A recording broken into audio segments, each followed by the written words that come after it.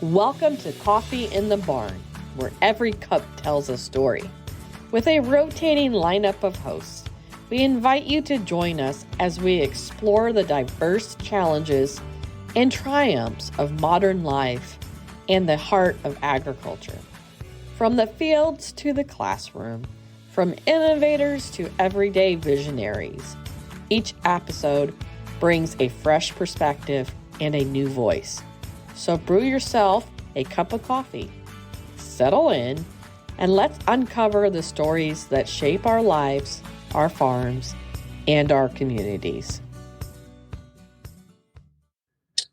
Okay. So my name is Luis, working for a company called Beans Nutrition. We are focusing on the solution providing for one-stop shop for ingredients, particularly for animal nutrition.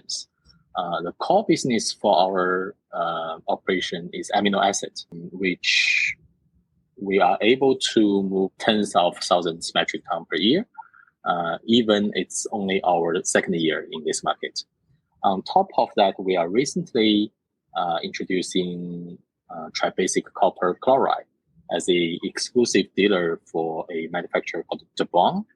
So I suppose this is why we're having this episode with Casey here to discuss, the opportunities, the demand, the market, and the potential opportunities, and of course challenges this market and slash for this particular product. Well, thank you, Louis, for that quick introduction. And for our listening audience, we're going to be changing it up. You're going to hear another new voice, and that is my awesome graduate student that I brought over on a grant with Dr. Crystal Levesque, finishing up her master's at South Dakota State University in swine nutrition, Aryeri Bardales. And in another few years, we'll be able to call her Doctor as well, but we're still working through that process. So welcome, everybody. And I'll let Aryeri kind of kick off some of the questions as we get in and talk about copper markets and pricing and really how that influences animal nutrition. Sure. All right. Hi, it's nice to meet you, everyone, and nice to meet you, Dr. Lewis. It's a pleasure to be here. And well, as Dr. Bradley said, my name is Aryeri. I'm currently master student at SDSU and also work with Dr. Casey Bradley. And I had a lot of questions for you, Dr. Lewis. Hopefully, you can answer all. And can we start? And can you introduce or give us a brief overview in Beans Nutrition and explain your role in the company? Yeah. Okay. Sure. Beans Nutrition is a very young startup company in America. We registered in year 2021, late 2021. The actual operation kicked off probably early 2022. We have a warehouse in the Midwest and another one on the East Coast. We have a smaller warehouse in Quebec, Canada as well. As I mentioned before, the core business for us is the distribution of amino acids, lysine, threonine, all the other boring stuff. Even it's our second or third year operation-wise in this particular market, but we are not new. We have been doing exactly the same thing for the last 25 years. So our parent company back in China is probably the second largest privately owned distributor for amino acids domestically in China. So that's how we got all these, very close relationships with all the manufacturers, the access to the market firsthand, and obviously the knowledge accumulated, not just for amino acid, but the application, the production aspect, and also the overview for the global market as well. Awesome. And just a bit more on the US operation. Our primary warehouse is in Midwest, Illinois.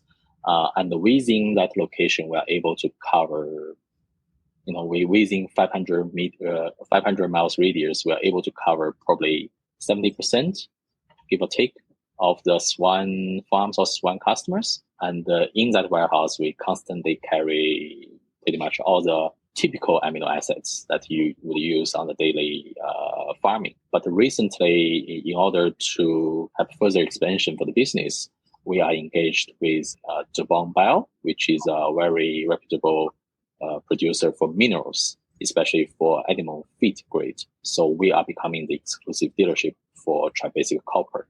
But we are also, being a salesman myself, marketing director or manager, whatever you call that. That's my role for Beans Nutrition.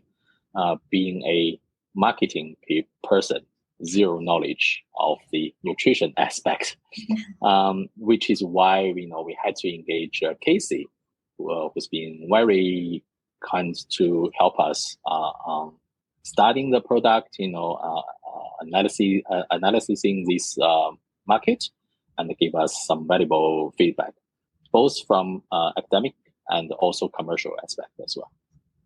Yeah, and I'm just going to point out a little bit, Louis, we've talked differently in our conversation, so the audience is, you're well known and well established throughout the world from an amino acid perspective, but because of your warehousing, because of your connections and ability to handle logistics, importation, different aspects of that to get feed ingredients into the U.S. at a cost-effective price point, you can offer the customers when they need maybe just 2 tons of threonine, they have room on that truck to fill in. And so you're diversifying the portfolio, if I understood right. So you're able to provide full truckloads, because we all know that freight today is very costly for any feed ingredient, and it can add upwards, if you're ordering just a single pallet, $400 or $500 or more. And so if you can order a full truckload of product, and that being different products from beans, for instance, that's where the cost savings and the advantage comes into play. Exactly. And that's the beauty of amino acid, especially lysine and threonine. You got to use it, and it's moving in large volume, and we are selling truckloads by truckloads. But from time to time, but on the other hand, when it comes to minerals, vitamins, or enzyme, phytates, some, I would say, technical product, nobody buys truckloads of them.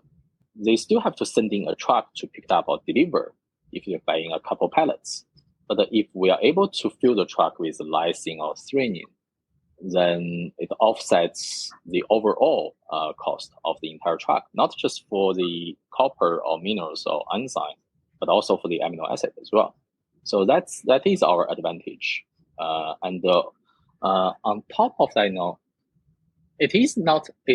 amino acid is not a commodity per se, but it has a very similar characteristic of commodity. It's reasonable large in volume, and it's constantly consumed. We often refer amino acid as a door knocker for other products. So we want to take advantage of that. That's why we are putting this copper product on the catalog. And moving forward, once this one is working out, we have other resource to further introduce other technical product. Awesome. Hopefully I answered the question. I can't even remember what the question was to start with. Sorry. No worries. Well, you filled in my gaps as well. But I guess the biggest thing to talk about is, obviously we all know copper is a essential nutrient in everybody's diet, regardless if you're a human, pig, chicken, cow. We all need copper to an extent. What drives the cost of copper?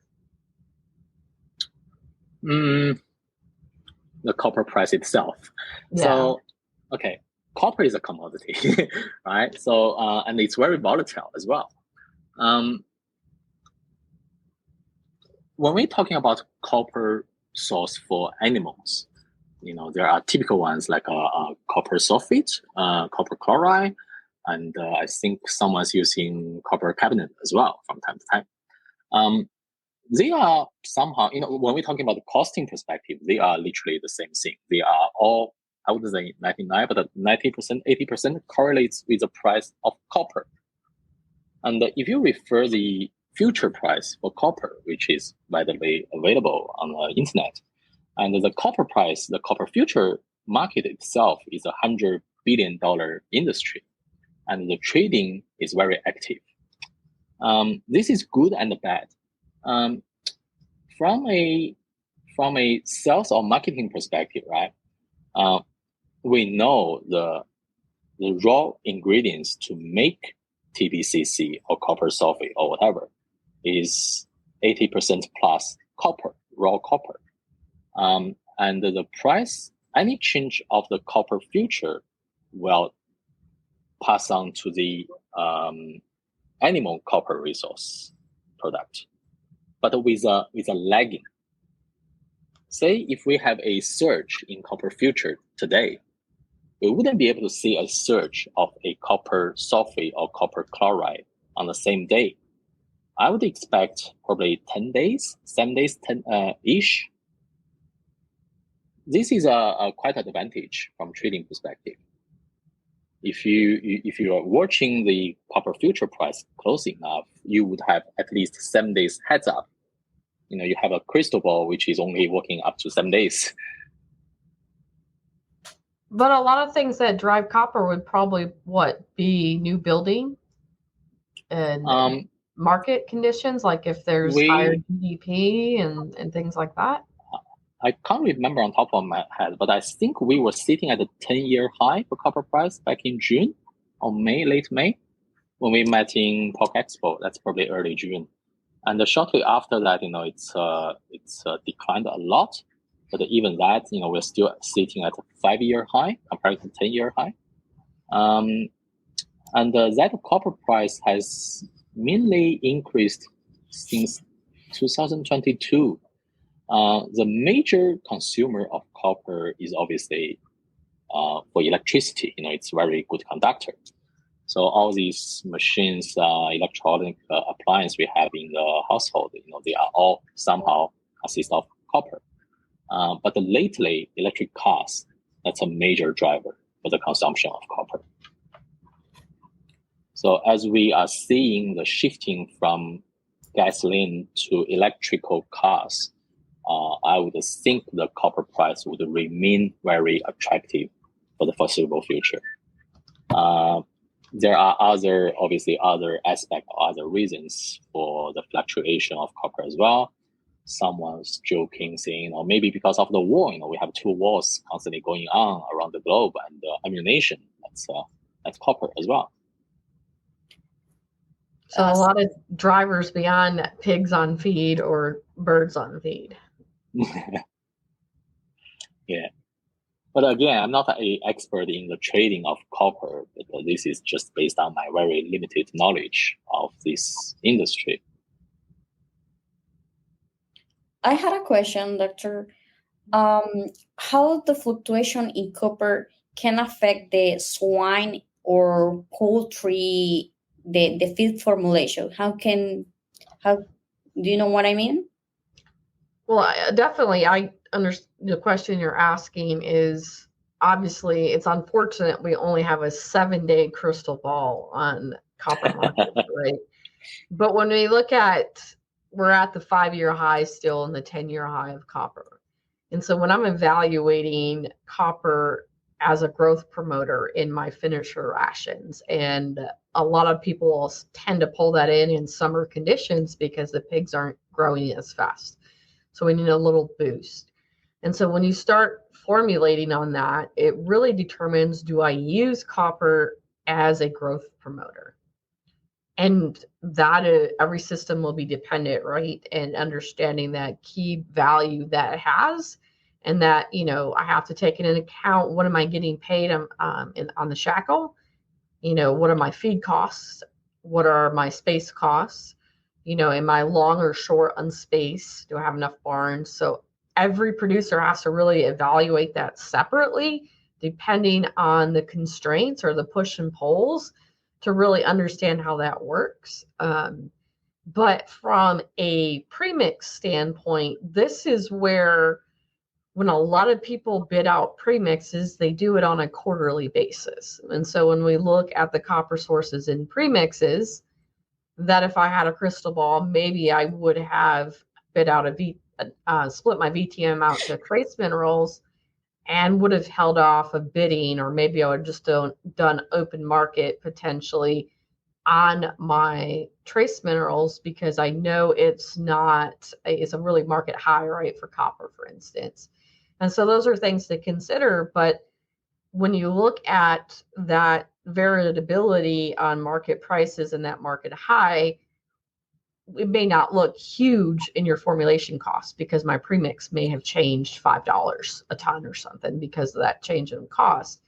But you add that up and you're a Tyson's or a Smithfield and you're feeding billions of birds or millions of pigs, and that fluctuation and not understanding markets can be just as, maybe not as costly as corn or soybean meal, but it is something to watch and play on those markets. So as a nutritionist formulation, I can't control the copper cost, but I can evaluate it from at least that growth promotion standpoint aspect, but also, comparing it to maybe other feed additives that may be cheaper. But it's not really like when we looking at an energy basis and we always put everything back on a corn basis, copper is copper. So to me, from a formulation perspective, I just have to eat that cost in the premix. But then do I evaluate what I'm going to do in my summertime or my late finisher or grower rations if I'm really needing that extra weight? And so that's what comes into play a lot when I look at formulation and copper price. And that's if I'm as attuned to that, right? And a lot of times I'm not sure we always look at the micro ingredients in our formulations as true cost drivers. And we kind of sometimes implement things and ride the wave because the value, the risk of that value, that consistent performance that we know we get from that copper response in the late nursery, early grower is essential.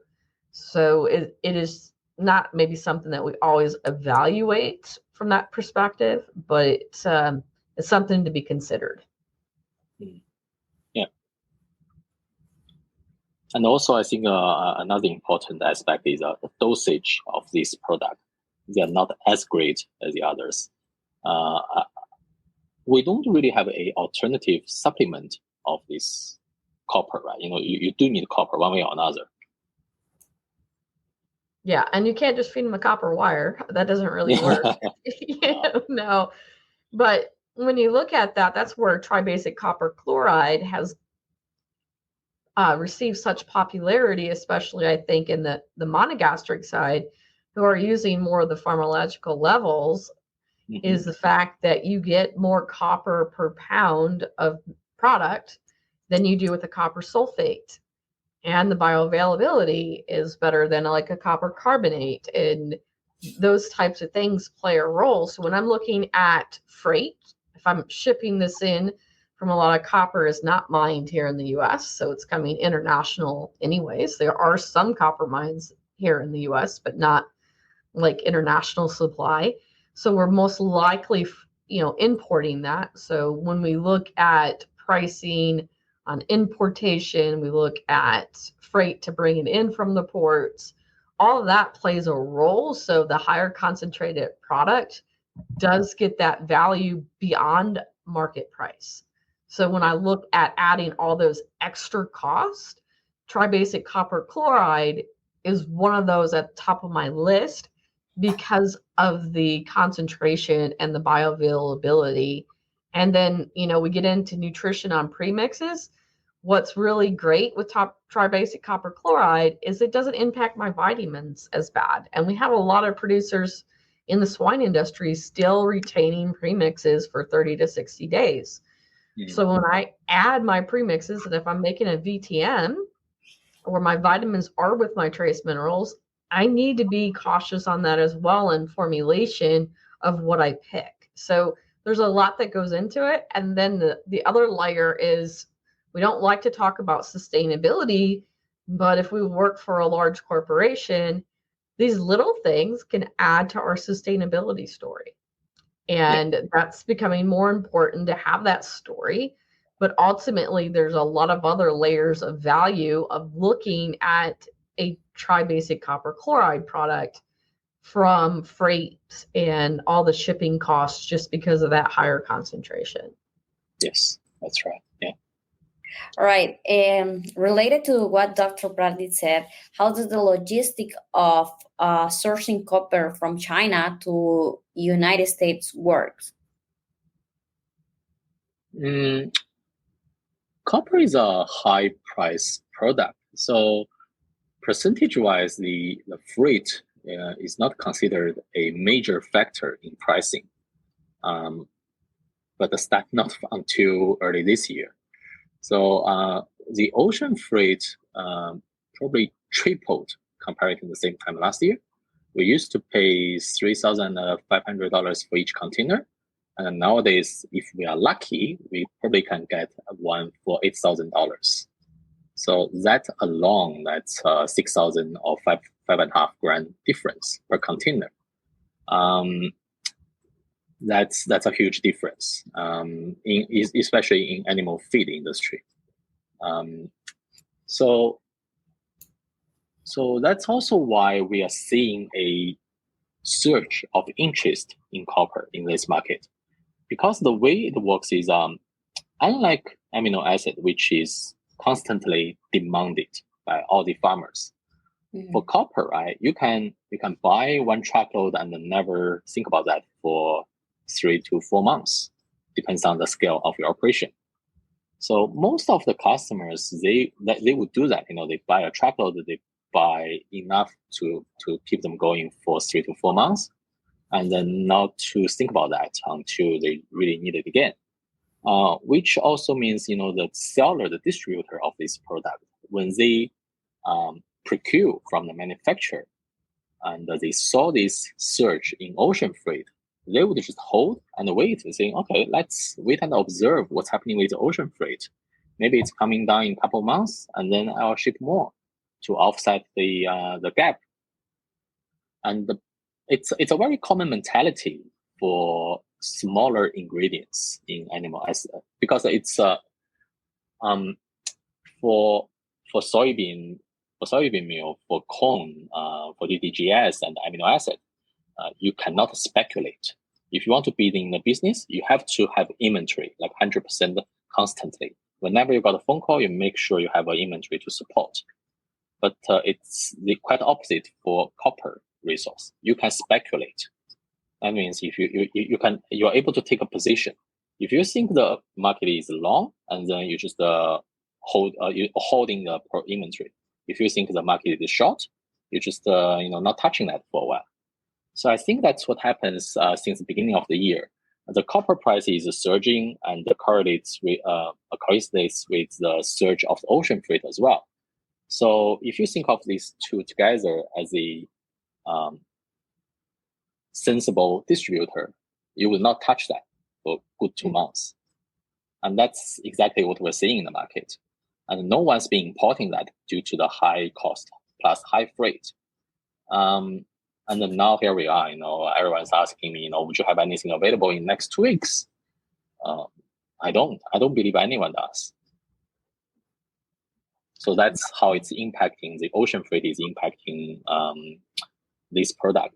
It's not impacting as much as amino acid or other low margin product, but it does. When we have a surge in ocean freight like this year, it does.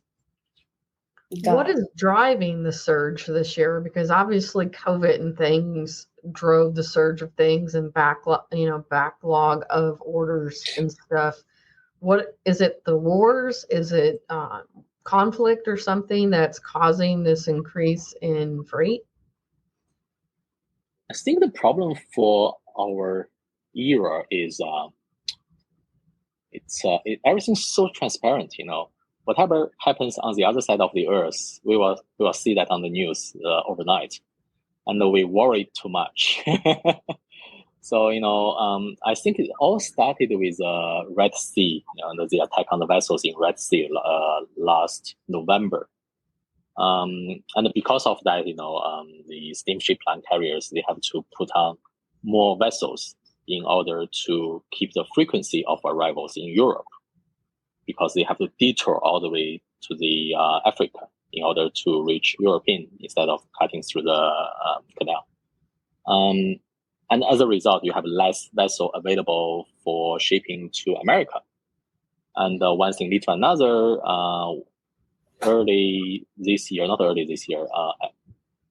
May, June, and July, South America, they are expecting a surge of the tariff for electric cars, and which is pushing the electric car manufacturers. They ship everything they can to Brazil in order to get rid of the tariff. I think the deadline was August 15th. So, which is taking a chunk of the container supply. And as a result, we're ending up with no containers to ship to America and Canada. And now that thing is done, right? The Brazil thing is done. But now we are talking about early Christmas shopping for Walmart and the Targets. So that's why the surge of the ocean freight is just rippled over the ripple and ending up to where we are now. Well, that's cool. And I was going to say, it's not because everybody's building container homes yet. No. Wow. Before we go, Louis, I always have been forgetting the last couple times. I turn the table and let our guest ask us any question they may have. Oh, well, speaking of copper, can I ask us any question? Just not limited to copper, animal nutrition. Yeah. Okay. So recently, I've heard there's a trend of the formulation change in swine and poultry to use less because of the decline of the soybean meal, and there's a incentive to use more soybean rather than other amino acid, other ingredients. Do you think that's something sustaining, or do you think that's just temporary? And that is a good question, and that was a key topic at Iowa Swine Day. Unfortunately, I didn't get to the pre-symposium, but I have been keeping up with soybean meal. And I would say at the beginning of this year, end of last year, a huge fluctuation in companies that utilize my services to talk about the animal nutrition market. There's a lot of people interested in soy products, different things, and is there market potential for it? And when we look at that, we've done tons of research out there on low crude protein diets. We know the values of low crude protein diets for young pigs, young chickens, from sustainability, emissions, all of that. And we forget about a lot of that data done in Europe on that. But what's unique here in the U.S. perspective, and especially the swine industry, is that Dr. Dean Boyd's work and then David Rosario's work and Laura Greiner and all of them have looked at the ability of feeding more soybean meal to PRRS positive pigs. And so they're seeing those advantages. So when we look at the health aspect, obviously not all of our pigs or even our birds are health challenged. But when we look at the soybean meal cost, it has stayed pretty relatively low. So it's really cost effective when I look at what I'm paying, even for my customers with a non-GMO soybean meal, it's still quite a bit lower than it was 1-2 years ago. And so when I look at my synthetic amino acid needs, I'm actually over formulated on the majority of my amino acids. I still can pull in some lysine, some threonine, maybe some methionine. Birds definitely probably methionine. But when we think about that on the nursery pig, we're going to run that higher crude protein diet because it's cheaper than bringing in isoleucine or tryptophan if we look at the market differential between that. So it's everything that goes into that play. But I also caution you to say, well, it's PRRS positive flows, and that's really important, where in the summer months we're not seeing that as much, but we still have this E. coli issue.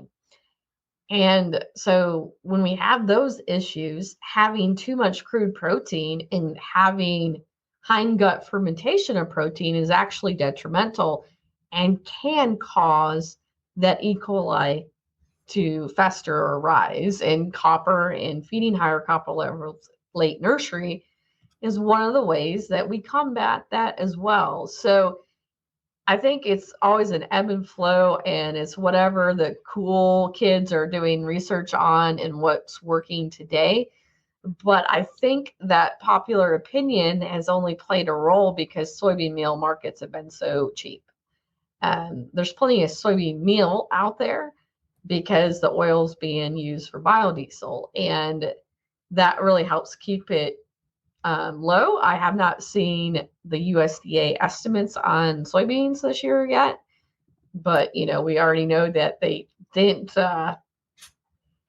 project or predict how much corn we have on the ground, and so it will really tell that coming into the fall what that looks like. But then we have to also look at Brazil, and that's something I can't comment on today because I'm not quite sure what their harvest was this summer on soybeans to know that full dynamic. But a lot of that goes in, and then China has not been buying a lot of our soybean meal like in the past, so it's been a cheaper commodity or protein source for the US producer the last year than traditionally. So I think it's just a phase. But when we look at precision nutrition, we put sustainability in there, we try to optimize things, and the markets change. I think, the tide will turn and you'll see more synthetic amino acids being used. But today, based on the cost matrix, they're not pulling in as heavily as they used to in my diets for both. Are you able to quantify that? Sorry, what was that? Are you able to quantify that? Like, what kind of, to what extent are we talking about percentage wise? How this may impact this market? Well, I would say probably my threonines, probably in the diets I've ran, probably down about 50%. 50% of what it was pulling in a year ago. And then thus it's kicked isoleucine out and valine, except, I haven't ran any sow rations on the valine part. And so at least on my nursery diets, that's down. So when we look at the nursery pig, that's 25 pounds of the feed. And once you started getting more in that late nursery grower, some of those other lower essentials would drop out, right, of formulation anyways. But it's even pulling on some of that threonine valine where it might have been tight if we're pushing our lysine up to 10 pounds and 10 to 12, depending on what your risk level is on that. And I'm saying my lysines, 6 to 7. So that's a 30 to 40%, lower. So because I'm pulling in less lysine, I'm most likely pulling less of those following amino acids as well. So that's just in some of the basic formulation I've done recently, but I don't formulate my diets every day either. But definitely my soybean meal cost is down. My feed costs are down.